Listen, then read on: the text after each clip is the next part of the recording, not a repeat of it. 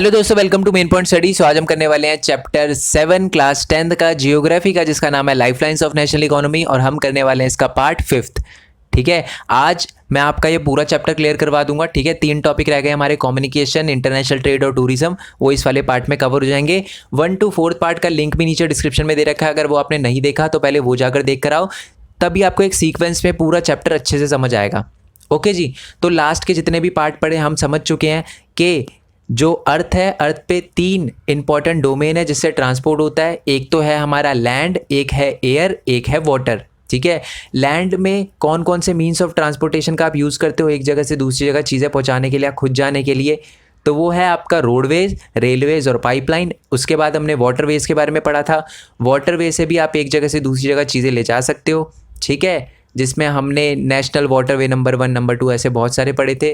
ठीक है, उसके बाद पढ़ा था हमने एयरवेज के बारे में। ठीक है, कि एयरवेज का भी यूज़ किया जाता है एक जगह से दूसरी जगह चीज़ों को ले जाने के लिए। ओके, और याद होगा मैंने लास्ट पार्ट में है ना एक हेलीकॉप्टर की कंपनी का नाम बताया था। ठीक है, डैश हेलीकॉप्टर कंपनी, तो वो आप मेरे को कमेंट बॉक्स में बताना। ठीक है, उस कंपनी का नाम क्या था, उस हेलीकॉप्टर की कंपनी का। ओके, अब हम पढ़ते हैं कम्युनिकेशन के बारे में। देखो, आपको याद होगा जब मैंने आपको चैप्टर पढ़ाया था ना, तो मैंने आपको बताया था कि कम्युनिकेशन के बढ़ने की वजह से आपका ट्रांसपोर्ट भी बढ़ा है। अब पहली बात तो कम्युनिकेशन होता क्या है वो मैं ये बता देता हूँ आपको। देखो, पहले क्या होता था, पहले के ज़माने में हमें ये नहीं पता होता था कि अमेरिका क्या प्रोड्यूस कर रही है, मतलब किस चीज़ का प्रोडक्शन कर रही है। ना हमें चाइना का पता होता था, हमें वर्ल्ड की किसी भी कंट्री के बारे में नहीं पता होता था कि वहाँ पर किस चीज़ का प्रोडक्शन हो रहा है या होता है। पर आज हमें पता होता है। आज हमें पता है कि अमेरिका कौन सा आईफोन अभी लॉन्च करने वाला है, हमें पता होता है चाइना कौन सा फ़ोन लॉन्च करने वाला है, हमें बहुत सारी कंट्री के बारे में, अलग अलग कंट्री में क्या प्रोडक्शन हो रहा है ये हमें पता होता है। ये हमें कैसे पता होता है? कम्युनिकेशन की मदद से, इंटरनेट वगैरह की मदद से, सोशल मीडिया की मदद से। तो ये भी एक कम्युनिकेशन है। ठीक है, और अगर वो आपको चीज़ अच्छी लगती है तो आप उसको ऑर्डर देते हो इंटरनेट वगैरह की मदद से, और फिर वो आपको भेजते हैं। वो चीज़ कैसे भेजते हैं? ट्रांसपोर्ट की मदद से भेजते हैं। तो इसका मतलब कम्युनिकेशन के बढ़ने की वजह से, इंटरनेट वगैरह के आने की वजह से, इन सारे मीन्स ऑफ कम्युनिकेशन के बढ़ने की वजह से आपका ट्रांसपोर्ट भी बढ़ा है ना। देखो, जब आपको यही नहीं पता था कि अमेरिका क्या प्रोड्यूस कर रहा है, आप मंगवाओगे क्या उससे? बट आज आपको पता होता है कि वो क्या प्रोड्यूस कर रहा है। ठीक है, और आप अपने घर में बैठे बैठे आज ऑर्डर भेज देते हो और फिर वो आपको ट्रांसपोर्ट कर देते हैं। ठीक है, जो भी चीज़ आपने मंगवाई है। तो इसका मतलब कम्युनिकेशन के बढ़ने की वजह से ट्रांसपोर्ट बढ़ा है। ओके जी, okay. Ever since human appeared on the earth they have used different means of communication, but the pace of change has been rapid in the modern times.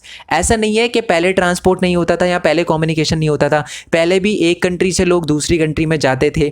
ठीक है, पर आज जो हो गया है वो कम्युनिकेशन बहुत ज़्यादा फास्ट हो गया है। ठीक है, आज आपको दूसरी कंट्री के बारे में जानने के लिए वहाँ जाने की ज़रूरत भी नहीं है। ठीक है, आज आपको सब इंटरनेट वगैरह की मदद से पता चल जाता है। तो इसका मतलब पहले के जो कम्युनिकेशन था और आज के कम्युनिकेशन में बहुत ज़्यादा अंतर है। पहले जो कम्युनिकेशन होता था वो बहुत सीमित था। ठीक है, इतना ज़्यादा नहीं था। बट आज जो है वो कम्युनिकेशन बहुत ज़्यादा बढ़ चुका है। ठीक है, आई होप ये आपको क्लियर हो गया हो। ओके, अब हम कम्युनिकेशन कैसे कर सकते हैं? ठीक है, मतलब दूसरे से कांटेक्ट कैसे कर सकते हैं? तो इसके 2 मीन्स होते हैं। यहाँ आपसे पूछा जाएगा कि टाइप ऑफ कम्युनिकेशन, या आपसे पूछा जाएगा मीन्स ऑफ कम्युनिकेशन। तो 2 टाइप के होते हैं। एक तो होता है पर्सनल कम्युनिकेशन। ठीक है, जिसमें आप 1 to 1 कांटेक्ट करो, इसे कांटेक्ट कर लेना, CONTACT। ठीक है, तो थोड़ा टॉलरेट कर लेना है स्पेलिंग वगैरह का। ठीक है, तो पर्सनल कम्युनिकेशन में क्या होता है, एक बंदा दूसरे बंदे से बात करता है, या एक बंदा दूसरे बंदे को कोई चीज़ भेजता है या उससे कम्युनिकेट करता है, जैसे कि पोस्ट कार्ड। ठीक है, आप अपनी बात लिखकर आपके दोस्त को बता रहे हो। ठीक है, पोस्ट कार्ड से भेज रहे हो, मान लो वो दूसरी स्टेट में रहता है, दूसरी कंट्री में रहता है, तो वो भी क्या एक पर्सनल कम्युनिकेशन है, जिसमें 1 to 1 कॉन्टैक्ट हो, जिसमें एक बंदा दूसरे बंदे को बताए। ठीक है, टेलीग्राम वगैरह, ये टेलीग्राम ऐप की बात नहीं हो रही यहाँ पर, मतलब टेलीग्राम वगैरह भी भेज सकते हो आप, फ़ोन वगैरह, फ़ोन कॉल कर सकते हो आप। ठीक है, 1 to 1 कॉन्टैक्ट होता है ना जहाँ पर, उसे कहते हैं हम पर्सनल कम्युनिकेशन। ठीक है, आपके दोस्त ने आपको अमेरिका से कॉल करके बताया कि जी अमेरिका में ये सारी की सारी चीज़ चल रही है, तो वो भी एक पर्सनल कम्युनिकेशन है। ठीक है, एक होता है मास कम्युनिकेशन। अब मास कम्युनिकेशन का मतलब क्या होता है? मास कम्युनिकेशन वो मीन ऑफ कम्युनिकेशन है जिसमें एक ही जगह से बहुत सारे लोगों को इन्फॉर्मेशन पहुंच जाती है, जैसे कि मैगज़ीन। ठीक है, मैगज़ीन क्या होती है? बहुत सारी नंबर में मैगज़ीन प्रोड्यूस होती है, बनाई जाती है, क्रिएट करी जाती है। ठीक है, पब्लिश करी जाती है, और जो जो बंदा वो मैगज़ीन पढ़ता है उन सबके पास इन्फॉर्मेशन पहुंचती है। ठीक है। तो इसे कहते हैं मास कम्युनिकेशन। न्यूज़पेपर भी है, ठीक है। मेरे जैसे हज़ारों लोग ऐसे होंगे जो न्यूज़पेपर पढ़ते हैं, हिंदुस्तान टाइम्स या कोई भी न्यूज़पेपर पढ़ते हैं, तो उनके पास भी वही इन्फॉर्मेशन होगी जो मेरे पास है। तो ये भी क्या है, एक मास कम्युनिकेशन का मीन है, ठीक है। रेडियो वगैरह, रेडियो भी हज़ारों लोग सुनते हैं, तो एक रेडियो जॉकी हज़ारों लोगों तक अपनी बात पहुंचाता है, तो ये भी क्या है, मास कम्युनिकेशन है। टेलीविज़न, ठीक है। टेलीविज़न में जो भी बंदा आ रहा है, ऐड वगैरह दे रहा है, तो उसकी जो ऐड है वो दुनिया में हज़ारों जगह पर देखी जाती है, तो वो भी क्या है, एक मास कम्युनिकेशन है। फिल्म वगैरह भी, ठीक है। फिल्म वगैरह भी क्या होती है कि बनाते तो वो एक ही जगह है, बट वो पहुंचती लाखों जगह है। लाखों लोग जानते हैं उन एक्टर्स और एक्ट्रेसेस के बारे में, क्योंकि उनको पता होता है, ठीक है, क्योंकि वो फिल्म्स वगैरह देखते हैं। तो वो भी क्या है, एक मास कम्युनिकेशन है, ठीक है। आई होप ये आपको क्लियर हो गया हो कि कम्युनिकेशन के बढ़ने की वजह से ट्रांसपोर्ट भी बढ़ा है, और कम्युनिकेशन के जो मीन्स होते हैं वो दो होते हैं, एक तो पर्सनल होते हैं, एक मास होते हैं, ठीक है। ओके, अब हम पर्सनल की बात कर रहे थे, तो मैं आपको बता दूं कि जो इंडिया का पोस्टल नेटवर्क है ना, इंडियन पोस्टल नेटवर्क, वो लार्जेस्ट इन दी वर्ल्ड है, ठीक है। लेटर वगैरह जो पोस्ट करने का, लेटर वगैरह भी नहीं, बुक्स वगैरह या कोई भी चीज़ जो पार्सल वगैरह होती है, पोस्ट होती है, उसका सबसे लार्जेस्ट नेटवर्क है इंडिया का, ठीक है। और मैं आपको बता दूं कि जो मेल होते हैं, मेल वो ईमेल वाला मेल नहीं, जो आप ईमेल टाइप करते हो वो नहीं, मेल जो होता है जो आप दूसरे लोगों को फिजिकली भेजते हो, ठीक है। लेटर हो गया, एनवलप हो गया, ये वाले मेल, ये वाले पोस्टल सर्विस जो होते हैं वो दो टाइप के होते हैं। एक तो होता है फर्स्ट क्लास मेल, ठीक है। आपने देखा भी होगा, आप अगर आप कोई चीज़ भेजते हो ना मेल वगैरह से या पोस्ट वगैरह से, तो आपसे पूछता है कि स्पीड मेल करना है, स्पीड पोस्ट करना है, क्या करना है। तो वो भी दो टाइप के होते हैं। एक तो होता है फर्स्ट क्लास मेल, ठीक है, जिसमें आप लेटर और एनवलप वगैरह भेजते हो, ठीक है, लेटर वगैरह टाइप करके या लेटर वगैरह लिख कर किसी दोस्त को या किसी को भी भेजते हो। एक होता है second class mail. Second class mail में क्या होता है, आप बुक पैकेट्स वगैरह, रजिस्टर, न्यूज़पेपर वगैरह क्या करते हो, दूसरी जगह भेजते हो। तो ये है आपका फर्स्ट क्लास मेल और सेकंड क्लास मेल। ऑल दो ये आता नहीं है, बट फिर भी मैंने बता दिया क्योंकि बुक में लिखा था, तो मेरा फ़र्ज़ है कि मैं सारी की सारी चीज़ें आपको, एक एक चीज़ चाहे वो छोटी हो बड़ी हो, वो मैं आपको बताऊँ, ठीक है। ओके, अब आपको ये बात तो पता ही होगी कि इंडिया का जो टेलीकॉम नेटवर्क है वो largest, one of the largest in Asia है, ठीक है। बट एक टाइम था जब हम एसटीडी वगैरह का यूज़ करते थे। आपने शायद सुना हो या ना सुना हो, आई डोंट नो। आप कभी अपने पेरेंट्स से पूछना कि एसटीडी बूथ वगैरह क्या होते थे। पहले अगर आपको किसी से कॉल करना पड़ता था ना, तो आप क्या करते थे, एसटीडी बूथ पे जाते थे, फिर नंबर डायल करते थे, फिर कॉल मिलता था और फिर वो दूसरे के पास जाता था, फिर आप बात वगैरह करते थे। बट आज तो सबके पास फ़ोन वगैरह है, ठीक है। आज थैंक्स टू जियो, ठीक है, इंटरनेट वगैरह भी बहुत ज़्यादा है आज, है ना। तो बहुत ज़्यादा बढ़ चुका है हमारा टेलीकॉम नेटवर्क भी, और इसी की वजह से कम्युनिकेशन भी बहुत ज़्यादा बढ़ा है, ठीक है। ओके, एसटीडी की फुल फॉर्म मैं आपको बता देता हूँ, सब्सक्राइबर ट्रंक डायलिंग, ठीक है। एक्चुअल में गवर्नमेंट ने स्टार्टिंग में लॉन्च करी थी, क्योंकि गाँव में है ना क्या होता था कि कम्युनिकेशन नहीं हो पाता था, ठीक है। गाँव का अगर कोई बच्चा अपने घर से निकलकर कॉलेज वगैरह में, बड़े शहरों में पढ़ने जाता था ना, तो कम्युनिकेशन नेटवर्क नहीं होता था, तो वो कांटेक्ट नहीं कर पाता था अपनी फैमिली से।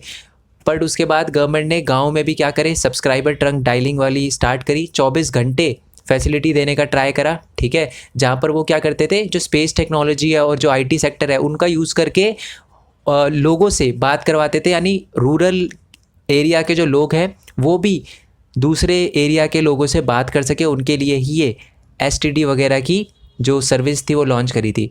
मैंने शायद एसपीडी बोल दिया था मेरे को पावर रेंजर्स याद आ गया था, बट आप ये याद रखना एसटीडी है ये, सब्सक्राइबर ट्रंक डायलिंग, ठीक है। ओके, अब हम मास कम्युनिकेशन की बात कर रहे थे, पर्सनल का तो हमें समझ आ गया। अब मास कम्युनिकेशन की हम बात कर रहे थे, तो कुछ मास कम्युनिकेशन के एग्जाम्पल देख लेते हैं, ठीक है।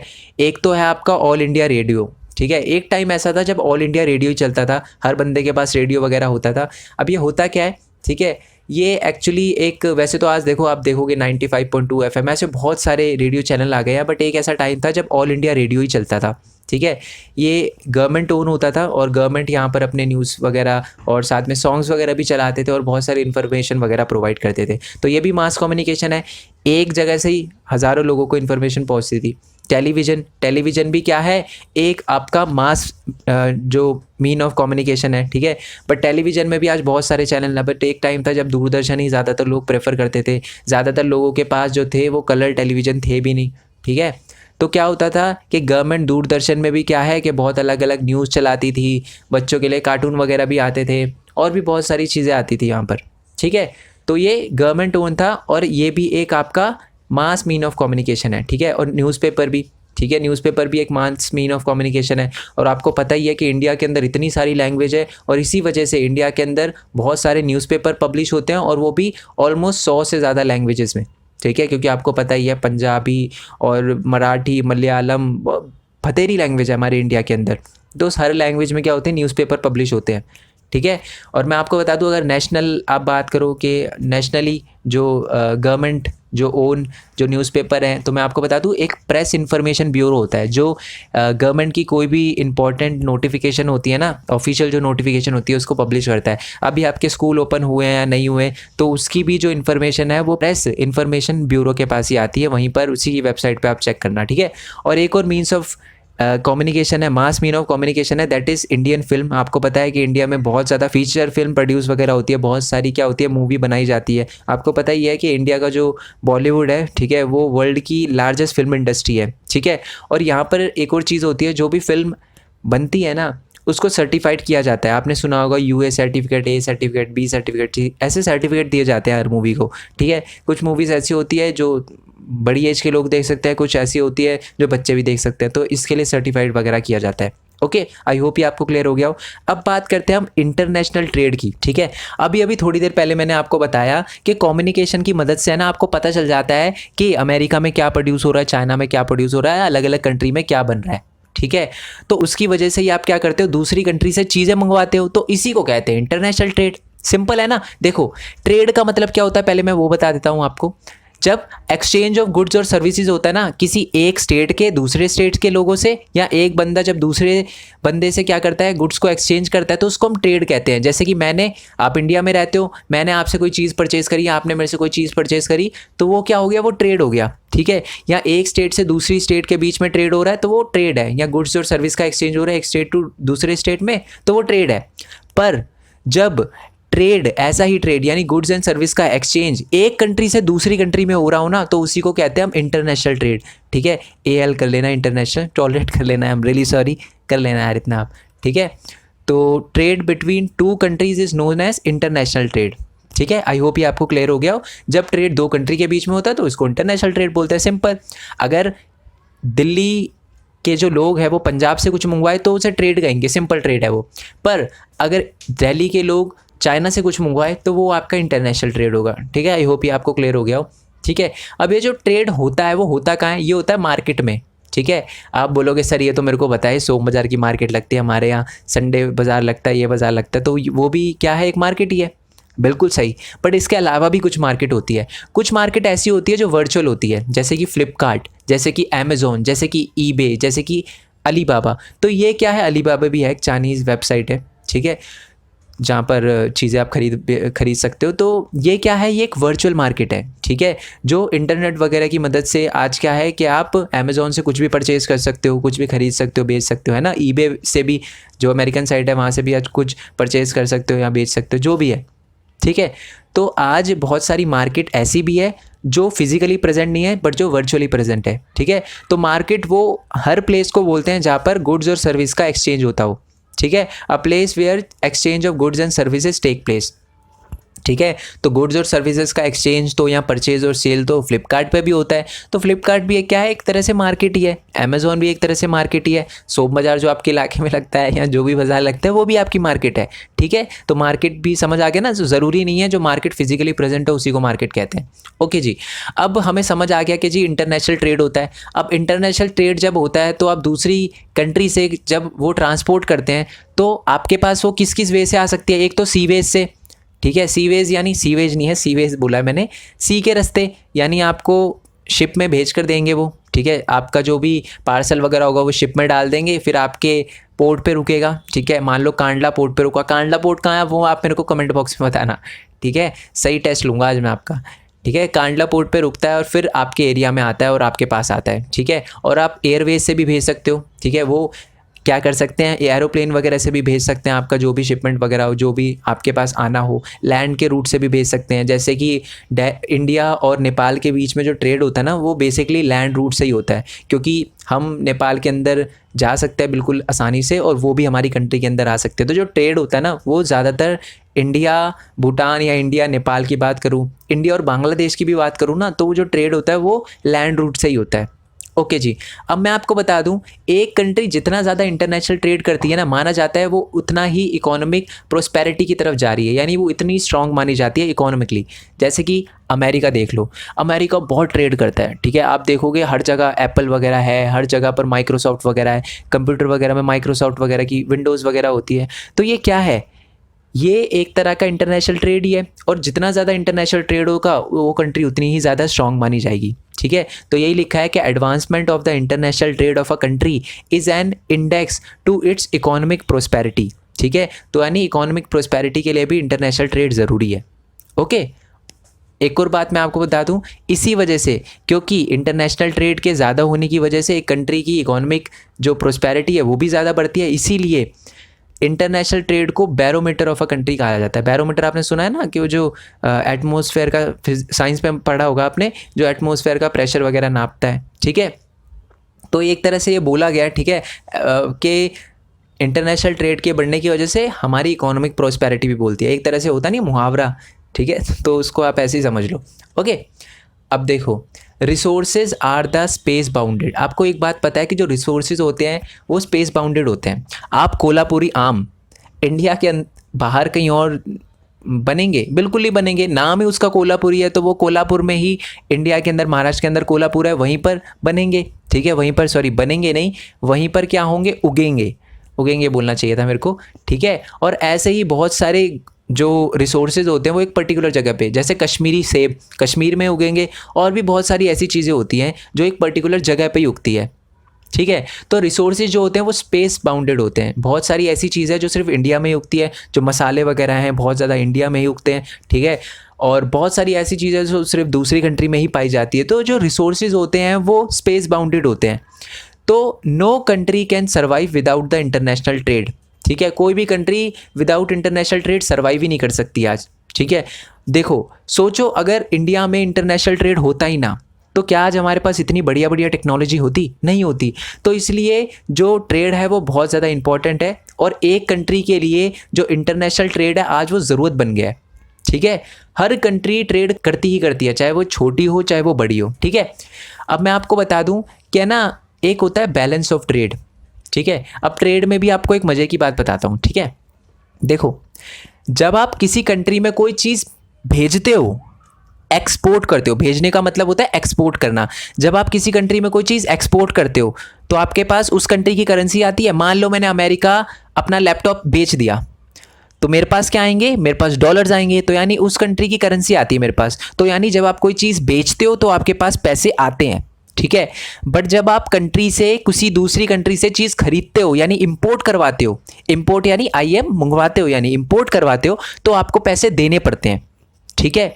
तो मैं आपको बता दूं कि अगर किसी कंट्री का जो ट्रेड है, यानी जो एक्सपोर्ट है, ठीक है, एक्सपोर्ट की बात करते हैं, अगर किसी का एक्सपोर्ट, किसी कंट्री का एक्सपोर्ट ज़्यादा है, यानी वो ज़्यादा चीज़ें दूसरी कंट्री में बेचता है और ज़्यादा पैसे आते हैं। मान लो ये हमारी इंडिया का मानते हैं एग्जांपल, ये तो वैसे बहुत छोटा नंबर ले लिया मैंने, इससे बहुत ज़्यादा हम ट्रेड करते हैं, एक्सपोर्ट करते हैं। मान लो इंडिया जो है वो एक्सपोर्ट करता हो 100 मिलियन की चीज़ें, ठीक है। मतलब उसने, जो भी इंडिया ने एक्सपोर्ट करा दूसरी कंट्री में, उससे इंडिया को $100 मिलियन आया, ठीक है। और हमने दूसरी कंट्री से मंगवाया $50 मिलियन का सामान, यानी हमें $50 मिलियन दूसरी कंट्री को देने पड़े जो भी हमने चीज़ मंगवाई। तो ये बताओ कि हमारे पास पैसे ज़्यादा आए ना, मेरे कहने का मतलब $100 मिलियन हमारे पास आए, और सिर्फ हमने $50 मिलियन ही दूसरी कंट्री को दिए, जो भी चीज़ उनसे खरीदी। तो इसी को कहते हैं हमारा फेवरेबल बैलेंस ऑफ ट्रेड। जब आप दूसरी कंट्री से ज़्यादा एक्सपोर्ट करते हो, ठीक है, मतलब आप दूसरी कंट्री में ज़्यादा चीज़ें भेजते हो, तो उसे कहते हैं फेवरेबल बैलेंस ऑफ ट्रेड, जिसमें क्या हो रहा है, उस कंट्री का फ़ायदा हो रहा है, ठीक है। इंडिया में क्या है, इंडिया में अगर आप ज़्यादा चीज़ें भेजते हो तो आपको ज़्यादा करेंसी आती है, ठीक है, जिससे आपका फ़ायदा होगा। अब आपके पास डॉलर ज़्यादा है, ठीक है। तो इसी को कहते हैं हम फेवरेबल बैलेंस ऑफ ट्रेड, ठीक है। और एक होता है अनफेवरेबल बैलेंस ऑफ ट्रेड, जिसमें क्या हो, आपका इंपोर्ट ज़्यादा हो, यानी आपने दूसरी कंट्री से ज़्यादा खरीद लिया, आपने उसको ज़्यादा पैसे दे दिए, ठीक है। मतलब मान लो इंडिया का जो इंपोर्ट है वो $100 मिलियन का है, ठीक है। इंडिया ने जो भी चीज़ अमेरिका या दूसरी कंट्री से मंगवाई, तो इंडिया को $100 मिलियन देने पड़े, ठीक है। और इंडिया का जो एक्सपोर्ट है वो सिर्फ $90 मिलियन का है, ठीक है। तो $10 मिलियन का तो एक तरह से हमारा डेफिसिट है, ठीक है, एक तरह से हम पीछे चल रहे हैं, हमारा एक्सपोर्ट ज़्यादा होना चाहिए था, ठीक है, बट हम 10 मिलियन डॉलर से पीछे चल रहे हैं, तो इसीलिए इसे कहते हैं हम अनफेवरेबल बैलेंस ऑफ ट्रेड, ठीक है।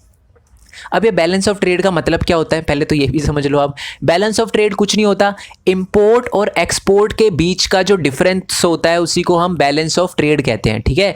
बैलेंस ऑफ ट्रेड का क्या मतलब होता है, the balance of trade of a country is the difference between the export and import. एक कंट्री कितना इंपोर्ट करती है और एक कंट्री कितना एक्सपोर्ट करती है, उनका जो बैलेंस होता है ना, उसी को कहते हैं हम बैलेंस ऑफ ट्रेड। मान लो हम 100 करोड़ की चीज़ें एक्सपोर्ट करते हैं और 80 करोड़ की चीज़ें इंपोर्ट करते हैं, तो हमारा जो बैलेंस ऑफ ट्रेड हो गया वो कितना हो गया, वो 20 करोड़ हो गया। सिंपल है ना, ये आपको अच्छे से क्लियर हो गया होगा। तो इसी को कहते हैं हम बैलेंस ऑफ ट्रेड।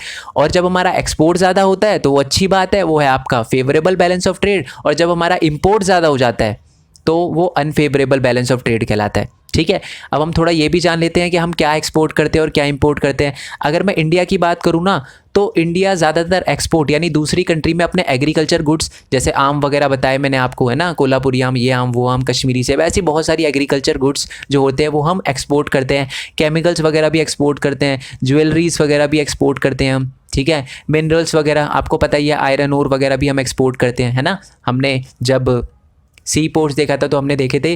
अच्छा, आप मेरे को सी पोर्ट्स का बताना कि कौन सा ऐसा सी पोर्ट है जहाँ पर 50% से ज़्यादा आयरन ओर्स को एक्सपोर्ट किया जाता है, उस पोर्ट का आप मेरे को नाम बताना, ठीक है। और हम दूसरी कंट्री से मंगवाते क्या है, इंपोर्ट क्या करते हैं, तो हम दूसरी कंट्री से पेट्रोलियम, क्रूड ऑयल प्रोडक्ट्स, ठीक है, ये सारी की सारी चीज़ें, पेट्रोलियम वगैरह मंगवाते हैं और साथ ही में मशीनरी वगैरह भी मंगवाते हैं, ठीक है। केमिकल्स वगैरह और ज्वेलरी वगैरह भी मंगवाते हैं, इंपोर्ट वगैरह करवाते हैं, ठीक है। थैंक्स टू इंडियन लेडीज़, वही ज़्यादातर क्या करती है, दूसरी कंट्री से जो ज्वेलरीज वगैरह हैं वो इंपोर्ट करवाती हैं, ठीक है। मैं आपको बता दूं, इंडिया एक ऐसी कंट्री है जहाँ पर इंडियन फीमेल्स के पास ऑलमोस्ट 11% वर्ल्ड का गोल्ड है, ठीक है। तो एक बहुत अच्छी बात है, ठीक है। तो हमारे पास गोल्ड बहुत ज़्यादा है, सो ये इनका श्रेय हमारी इंडियन वुमेंस को जाता है। Okay, India has emerge as a software giant at the international level and it is earning large foreign exchange through the export of the international informational technology. मैं आपको बता दूं, इंडिया जो है आज सॉफ्टवेयर मार्केट में भी बहुत ज़्यादा ऊपर चला गया है, ठीक है। यानी हम क्या हैं कि हम सॉफ्टवेयर के मामले में भी बहुत आगे जा चुके हैं, ठीक है। और इसी की वजह से हम दूसरी कंट्री में कोई सॉफ्टवेयर वगैरह बेचते हैं अपना, और हमारे पास उस कंट्री की करेंसी आती है, तो इसी की वजह से बहुत ज़्यादा बड़ी अमाउंट में फ़ॉरेन एक्सचेंज हमें मिल रहा है, ठीक है। किसकी मदद से, इंफॉर्मेशन टेक्नोलॉजी की मदद से, ठीक है। यानी इंफॉर्मेशन टेक्नोलॉजी यानी कंप्यूटर वगैरह के माध्यम से जो भी हम चीज़ यहाँ पर सॉफ्टवेयर वगैरह बनाते हैं वो हम दूसरी कंट्री में क्या करते हैं, बेचते हैं, जिससे हमारे पास फॉरेन एक्सचेंज आता है, यानी उस कंट्री की करेंसी वगैरह आती है, ठीक है। आई होप ये आपको समझ आ गया हो। अब हम पढ़ते हैं लास्ट टॉपिक के बारे में, दैट इज़ टूरिज़्म। टूरिज़्म तो आपको पता ही है कि जब आप एक कंट्री से दूसरी कंट्री घूमने वगैरह के लिए जाते हो तो उसी को टूरिज़्म क्या है। टूरिज़्म से फ़ायदा भी होता है, टूरिज़्म से पैसे भी आते हैं। अब टूरिज़्म से पैसे कैसे आते हैं, देखो, tourism in India has grown substantially over the last 3 decades. तो पहले तो मैं आपको समझा देता हूँ कि टूरिज़्म है ना, इन 30 सालों में बहुत ज़्यादा बढ़ा है। ऑल्दो इस साल हमारा टूरिज़्म बहुत कम हो गया है, बट पिछले 30 साल से हमारा जो टूरिज़्म है वो बहुत ज़्यादा बढ़ा है। मैंने कोई भी फैक्चुअल डेटा नहीं लिया क्योंकि वो बदलता रहता है, आप कन्फ्यूज़ हो जाओगे, ठीक है। क्योंकि अब तो ये कोरोना वायरस के टाइम में जो है वो और ज़्यादा आपका चेंज होगा, तो आप बड़ा कंफ्यूज जाओगे, इसलिए मैंने कोई फैक्चुअल डेटा नहीं लिया, ठीक है। और लेना भी नहीं चाहिए, एग्जाम में फैक्चुअल डेटा जितना कम हो सके ना उतना यूज़ करना, ठीक है। कोई फिक्स्ड होना तो उसको यूज़ करना, बट जो डेटा बदलता रहता है उसको यूज़ मत करना, वो बड़ी दिक्कत देता है, ठीक है। ओके, तो मैं आपको बता दूं, जो टूरिज़्म है ना इंडिया के अंदर वो इन 3 सालों में बहुत बड़ा है, ठीक है। अब देखो, दूसरी कंट्री के लोग इंडिया के अंदर आते हैं, इंडिया की चीज़ें देखते हैं, इंडिया की चीज़ें खरीदते हैं, ठीक है। मतलब आप एक बात नोटिस करना, राजस्थान की बनी हुई चीज़ें ना इंडिया के लोगों को इतना फैसिनेट नहीं करती, ठीक है। अब बहुत सारी जो आर्ट होते हैं, मतलब वो बनाते हैं जो राजस्थान के लोग, वो बाकी इंडियन लोगों को इतना ज़्यादा फैसिनेट नहीं करते। बट जो अमेरिकन आते हैं ना, वो ओहो हो क्या बना दिया इन्होंने, वो मतलब चौंक जाते हैं कि तो कितनी आर्ट से मतलब उनका बहुत अच्छा रिलेशन, उनको लगता है क्या अच्छी चीज़ है, ये बहुत अच्छी चीज़ है, ठीक है। जैसे कि आप अमेरिका में जाते हो तो वहाँ पर सारी की सारी चीज़ें जो भी वो बेच रहे होते हैं आपको अच्छी लगती है, ठीक है। वैसे ही जब कोई दूसरी कंट्री के लोग हमारी कंट्री में आते हैं ना, तो उनको इंडिया का आर्ट भी बड़ा अच्छा लगता है। तो वो जो स्मॉल स्केल इंडस्ट्रीज़ होती है ना, उनको बड़ा सपोर्ट मिलता है, क्योंकि वो जो फॉरेन विजिटर होते हैं वो क्या करते हैं, चीज़ें वगैरह ख़रीदते हैं इंडिया की, तो इससे एम्प्लॉयमेंट भी मिलता है और साथ ही में हमारा कल्चर भी प्रमोट होता है और हमारे स्मॉल स्केल इंडस्ट्री या रूरल एरिया को भी सपोर्ट मिलता है। ठीक है, तो वही मैं आपको बता देता हूँ कि more than 50 million people are directly engage in tourism industry. 15 lakh से ज़्यादा लोग डायरेक्टली टूरिज़्म इंडस्ट्री में हैं। कैसे? कुछ टूर एंड ट्रैवल्स वाले हो गए, ठीक है, किसी किसी बंदे का काम ही होता है कि टूरिज़्म वाले एरिया में जहाँ पर टूरिस्ट वगैरह आते हैं वहाँ पर फ़ोटोग्राफी वगैरह करने के लिए वो उसको पैसे मिलते हैं। ठीक है, और भी बहुत सारे ऐसे वर्क हैं जो कि डायरेक्टली टूरिज़्म से ही आते हैं हमें। तो 15 मिलियन से ज़्यादा लोग जो हैं वो टूरिज़्म इंडस्ट्री में काम कर रहे हैं आज। ठीक है, और इस टाइम यानी इस ये जो पैंडेमिक चल रहा है उसके टाइम तो बहुत ज़्यादा लोगों की जॉब भी गई है इसी वजह से, क्योंकि टूरिस्ट तो बिल्कुल ख़त्म हो गया। ठीक है, ओके जी। अब हम बात करते हैं foreign tourist visit India for heritage tourism, यानी जो फॉरेन टूरिस्ट आते हैं हमारे इंडिया के अंदर वो क्या देखने के लिए आते हैं, हमारे हेरिटेज, यानी जो हमने जो इतने बड़े बड़े मंदिर बनाए हैं हमारे इंडिया के अंदर, जामा मस्जिद है और भी बहुत सारी चीज़ें हैं, ताजमहल है, बहुत ही जो सोमनाथ टेम्पल है और भी बहुत सारे गुरुद्वारे में हमारा जो गोल्डन टेम्पल, बहुत सारी चीज़ें, अलग अलग कल्चर, कुतुब मीनार और भी बहुत सारी चीज़ें देखने के लिए वो आते हैं जो हमारी पुरानी हेरिटेज है। ठीक है, साथ में इको टूरिज़म यानी थोड़ा एनवायरनमेंट वगैरह को भी देखने आते हैं। आपको पता है कि जो हमारा नॉर्थ ईस्ट इंडिया है, ठीक है, नॉर्थ ईस्ट इंडिया में बहुत साफ़ सफाई है, बहुत एनवायरनमेंट फ्रेंडली है वो एरिया, तो वहाँ पर भी घूमने के लिए आते हैं लोग। ठीक है, एडवेंचर टूरिज़्म, ठीक है, थोड़ा एडवेंचर करने के लिए जैसे हिमालयन वगैरह में लोग जाते हैं, टूरिस्ट वगैरह जो आते हैं। ठीक है, कल्चर टूरिज़म यानी टूरिज़म वगैरह जो होते हैं वो कल्चर के प्रोस्पेक्टिव से भी, जैसे बहुत सारे लोग राजस्थान में आते हैं, ठीक है, फॉरेन टूरिस्ट, यानी यार राजस्थान के कल्चर के बारे में जानने के लिए। कुछ टूरिस्ट ऐसे लोग हैं जो मेडिकल टूरिज़्म पे भी आते हैं। मेडिकल टूरिज़्म यानी उनका आने का मोटिव ये होता है कि थोड़ा जैसे कि मैं आपको एक एग्जांपल देता हूँ, आपको ये बात सुन के शायद थोड़ा सा शॉक हो जाओ आप, बट मैं आपको बता दूँ बहुत सारे पाकिस्तान से लोग भी इंडिया के अंदर आते हैं। ठीक है, और वो घूमने के लिए नहीं आते, वो इसलिए आते हैं ताकि इंडिया की जो मेडिकल फैसिलिटी है उसका यूज़ कर सके, क्योंकि अगर आप पाकिस्तान में बहुत सारी ऐसी बीमारी हैं जिनका इलाज वो नहीं कर सकते, वहाँ के डॉक्टर इतना स्किल्ड नहीं है, और है तो वो फिर दूसरी कंट्री में चले जाते हैं। बट हमारी कंट्री में ऐसा नहीं है, हमारी कंट्री में जो डॉक्टर हैं वो बहुत अच्छा कंट्रीब्यूट कर रहे हैं और वो इंडिया में ही रहते हैं, क्योंकि उनको पता है कि इंडिया के वेलफेयर के लिए भी उनका पार्टिसिपेशन बहुत ज़्यादा ज़रूरी है। तो इसी वजह से इंडिया की जो मेडिकल फैसिलिटी है वो धीरे धीरे अच्छी होती जा रही है, इसलिए हमारे आसपास की कंट्री के लोग भी हमारी इंडिया के अंदर आते हैं। ठीक है, तो मेडिकल टूरिज़म के लिए भी आते हैं, कुछ बिज़नेस टूरिज़म के लिए भी आते हैं। ठीक है, बिज़नेस वगैरह करने के लिए भी एक तरह से आते हैं। ठीक है, कोई आपने देखा होगा दूसरी कंट्री के लोग जो फॉरेनर होते हैं वो इंडिया में आके व्लॉग वगैरह बनाते हैं, तो वो भी आप कह सकते हो कि एक तरह से पैसे मिल रहे हो उनको, बिजनेस टूरिज़्म ही आप कह सकते हो। There is a vast potential for the development of tourism in all part of the country, यानी जो टूरिज़्म है वो बहुत ज़्यादा इंपॉर्टेंट है किसी भी कंट्री के लिए, और वो कहीं ना कहीं एक कंट्री के डेवलपमेंट में बहुत ज़्यादा पार्टिसिपेट करता है। मैं आपको एक और चीज़ बताता हूँ, थाईलैंड है ना, थाईलैंड में 11% जो उनका जीडीपी है वो सिर्फ टूरिज़्म से ही आता है। ठीक है, तो बड़ी चौंकाने वाली बात है कि 11% बहुत ज़्यादा बड़ा नंबर होता है। 11% जो जीडीपी है उनकी वो टूरिज़्म पे डिपेंड है। ठीक है, अब टूरिज़्म के कुछ बेनिफिट्स भी देख लेते हैं। टूरिज़्म के आने की वजह से, टूरिस्ट वगैरह के आने की वजह से क्या बेनिफिट होते हैं। ओके, तो जो पहला बेनिफिट होता है टूरिज़्म से वो तो ये होता है कि इससे नेशनल इंटीग्रेशन बढ़ता है, यानी दो कंट्री के बीच में जो इंटीग्रेशन है वो बढ़ता है। जैसे कि मान लो हम बात करते हैं नेपाल के बारे में, नेपाल और हमारे में क्या होता है, बहुत ज़्यादा टूरिज़्म है, नेपाल से बहुत ज़्यादा लोग आते हैं। ठीक है, और एक तरह से नेशनल इंटीग्रेशन है, मतलब एक तरह से हम दोनों आपस में बहुत मिल रहे हैं। ठीक है, मिलजुल रहे हैं, जो कि हमारी कंट्री के लिए अच्छा है और पूरे वर्ल्ड के लिए अच्छा है। हमारी जो इंडिया की प्रथा होती है कि पूरा वर्ल्ड ही एक तरह से एक परिवार की तरह है, तो वो भी एक नेशनल इंटीग्रेशन बढ़ता है। जैसे कि हम अमेरिका घूमने के लिए जाते हैं तो अमेरिका के लोग हमारे बारे में जानते हैं, हम अमेरिका के लोगों के बारे में जानते हैं, तो इससे क्या होता है, नेशनल इंटीग्रेशन बढ़ता है। ठीक है, हमारी जो पड़ोस की कंट्री है पाकिस्तान, उससे हमारा जो कांटेक्ट है वो इसलिए ख़राब है, रिलेशन इसलिए ख़राब है क्योंकि पीपल टू पीपल कांटेक्ट नहीं हो पाता।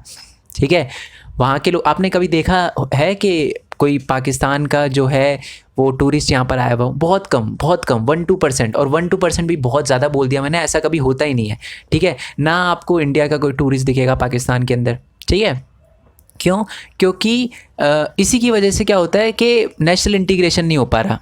ठीक है, और साथ ही में क्या होता है, जब टूरिज़्म बढ़ता है तो इसकी वजह से हमारी जो लोकल हैंडीक्राफ्ट है और कल्चर वगैरह है वो भी थोड़ा प्रमोट वगैरह होता है। ठीक है, जो लोकल हैंडीक्राफ्ट है, जो भी हमारा आर्किटेक्चर वगैरह है या जो भी स्मॉल स्केल इंडस्ट्री है उनको भी प्रमोट वगैरह होने का मौका मिलता है। ठीक है, आपने देखा होगा राजस्थान में भी बहुत सारे जो लोग हैं वो क्या है कि टूरिस्ट के आने की वजह से ही उन्हीं पर ही पूरा का पूरा डिपेंडेंट है।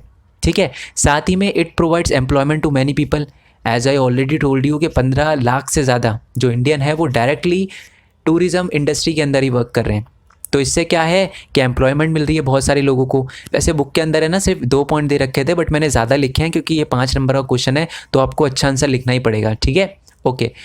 नेक्स्ट है कि जनरेट्स अ फॉरेन एक्सचेंज। अब जब टूरिस्ट यहाँ पर आते हैं तो इंडिया की कोई ना कोई चीज़ें खरीदेंगे, खाना वाना इंडिया का ही खाएंगे, तो वो क्या करेंगे, पैसे पे करते हैं डॉलर्स में, तो हमारे पास फॉरेन एक्सचेंज भी आता है। ठीक है, साथ ही में क्या होता है, facilitate the process of modernisation. अब देखो, अगर एक ऐसी जगह है जहाँ पर टूरिस्ट वगैरह जो है वो आते हैं घूमने के लिए, तो उस एरिया का भी मॉडर्नाइजेशन होगा, वहाँ पर भी फैसिलिटी आएगी। ठीक है, जैसे कि मान लो कोई गांव है, वहाँ पर क्या है बहुत सारे टूरिस्ट आते हैं, तो टूरिस्ट के रुकने के लिए जगह आएगी। ठीक है, उनके लिए पानी का इंतज़ाम वगैरह अच्छे से होगा, इलेक्ट्रिसिटी भी 24 घंटे होगी। ठीक है, तो इसकी वजह से जो एरियाज़ हैं, ठीक है, जहाँ पर टूरिस्ट वगैरह आते हैं, उस एरिया का मॉडर्नाइजेशन भी होता है। ओके ओके, इसके साथ क्या होता है कि हमारे इंटरनेशनल अंडरस्टैंडिंग भी बढ़ती है, कल्चर वगैरह के बारे में भी हम जानते हैं। अब कोई अमेरिकन जब इंडिया के अंदर आता है तो इंडिया के कल्चर के बारे में थोड़ा बहुत वो जानता है। ठीक है, उनको समझने की कोशिश करता है, हमारे कल्चर को समझने की कोशिश करता है, या हम भी किसी दूसरी कंट्री में जाते हैं तो उनके कल्चर को समझने की कोशिश करते हैं। ठीक है, तो उससे क्या होता है कि दूसरे के कल्चर और दूसरे की हेरिटेज के बारे में जानने का मौका मिलता है टूरिज़्म से। ठीक है, ओके जी, आई होप ये आपको वीडियो अच्छी लगी हो। तो आपका पूरा का पूरा चैप्टर नंबर 7 कवर हो चुका है। तो वीडियो अच्छी लगी हो तो लाइक करना, चैनल को सब्सक्राइब करना, जितना हो सके इस वीडियो को शेयर करना, और साथ में मेरे एक न्यू चैनल का लिंक दे रखा है डिस्क्रिप्शन में। ठीक है, वहाँ पर मैं आपको अपनी यूट्यूब जर्नी के बारे में बताने वाला हूँ, मैंने यूट्यूब से कैसे अर्न किया, आप कैसे कर सकते हो, आप यूट्यूब कैसे चैनल स्टार्ट कर सकते हो, और भी अलग अलग प्लेटफॉर्म है जिससे एक स्टूडेंट अर्न कर सकता है, तो मैं उसके बारे में मैं आपको बताने वाला हूँ। तो वो चैनल ज़रूर से सब्सक्राइब कर लेना। 1200 से ज़्यादा बच्चे सब्सक्राइब कर चुके हैं, ऑल दो मैंने उस पर कुछ वीडियो भी नहीं डाली। ठीक है, तो आप भी पीछे मत रह जाना, चैनल को सब्सक्राइब करना और नोटिफिकेशन बेल दबाना, इस भी चैनल की और उस भी चैनल की, जिससे मैं जब भी वीडियो अपलोड करूँ तो आपको सबसे पहले नोटिफिकेशन आए। ठीक है, और साथ ही आप चाहो तो मेरे को इंस्टाग्राम, फेसबुक और ट्विटर वगैरह पे फॉलो कर सकते हो, ट्विटर वगैरह पे ज़रूर फॉलो करना। ठीक है, और इसी के साथ अगर आपको नोट्स वगैरह चाहिए हो तो डिस्क्रिप्शन में एक लिंक दे रखा होगा जीपी लिंक करके। ठीक है, जीपी लिंक से नोट्स कैसे डाउनलोड करने हैं उस भी वीडियो का लिंक नीचे डिस्क्रिप्शन में दे रखा होगा, तो वीडियो देखकर नोट्स वगैरह डाउनलोड करने का ट्राई करना। ठीक है, सो नेक्स्ट चैप्टर के लिए स्टे ट्यून, नेक्स्ट वीडियो के लिए स्टे ट्यून। तब तक के लिए थैंक यू सो मच। जय हिंद, जय भारत, वंदे मातरम, and thanks for your support.